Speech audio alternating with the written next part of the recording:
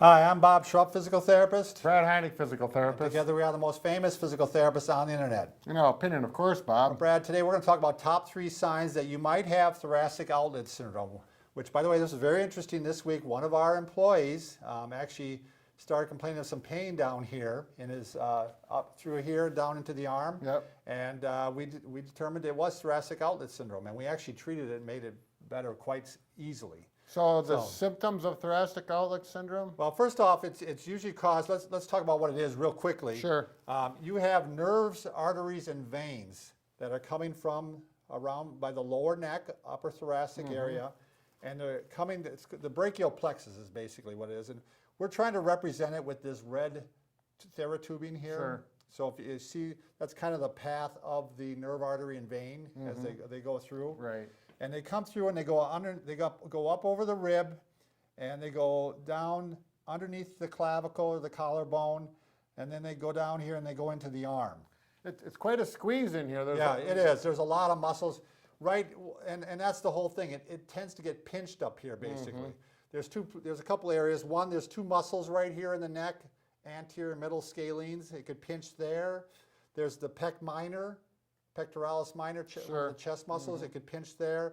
It could, if you have an extra rib, which some people do, some people have what is called a cervical rib. That means a rib that's actually coming off their neck. Yeah. And it attaches with cartilage to the other rib. It can put some pressure on the nerve, artery, and vein too. Sure. So these are quite often, the cause can be like a cervical rib. In Alex's case, I hope it's okay I said his name. Oh, sure. In Alex's case, what he tends to do a lot of weightlifting, and he wants to work on his chest and become big, like, and attracted to the women. And what happens is he doesn't work on his back at all. Right. So, but when you get pulled down like this, that actually can increase the stress on the nerve, artery, and vein through there. Now, generally, in 95% of the cases of thoracic outlet syndrome, the pressure is on the nerves. Okay. In 4%, it's the veins, and only 1% is at the artery. Okay. So you're generally going to have more indicators that are indicating that it's a nerve problem. So what are the things, some of the things you're going to feel, Brad? Well, that's a good question. So it's down the arm typically because the Right. nerve is usually getting pinched up here. So numbness, tingling.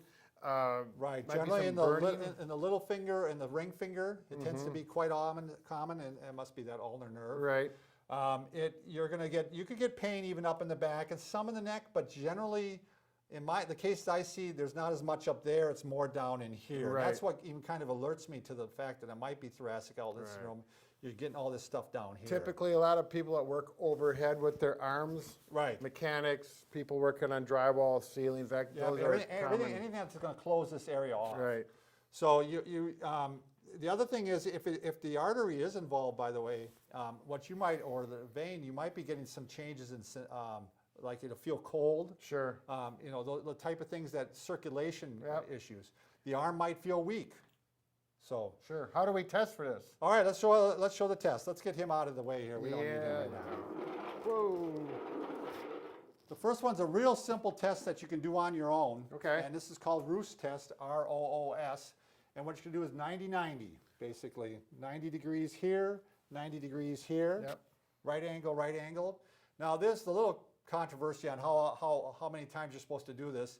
When I looked up in one of our textbooks, they said 15 times where you're going to squeeze your hand, squeeze your hand like this. And what you're looking for is a reproduction of the symptoms. Right. So let's say you're down here and you're fine, you don't have any symptoms.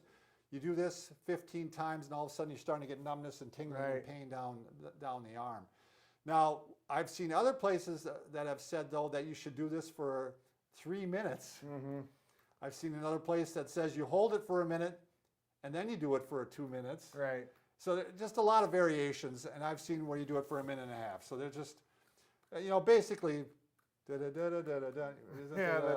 chicken dance. Yeah, you're going to start the start of that. Usually I do that at a dance. But so that'll reproduce the symptoms, and then if that's it, that's a possibility. that's a possibility you might have thoracic outlet. Doesn't mean you definitely have The it. other one, you're going to need someone to help you.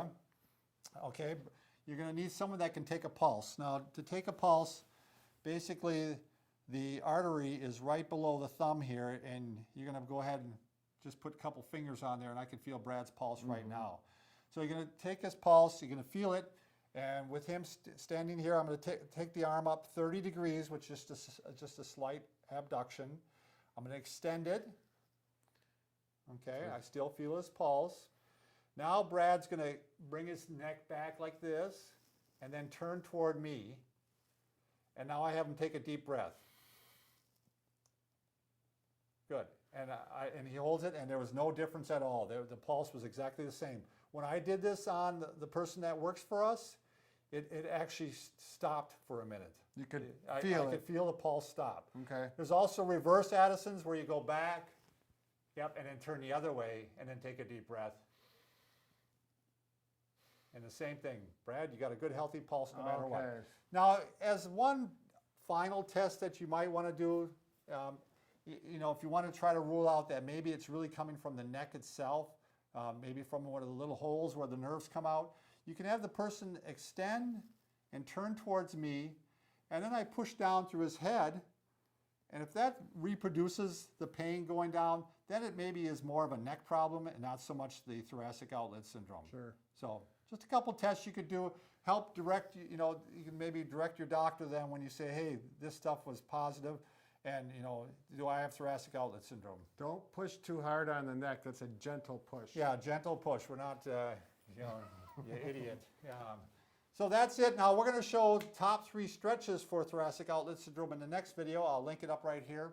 So, and if you haven't already, make sure you subscribe, because if you don't, Brad's going to come out and find you and make you subscribe, because he's strong like bull. So, all right. Take care.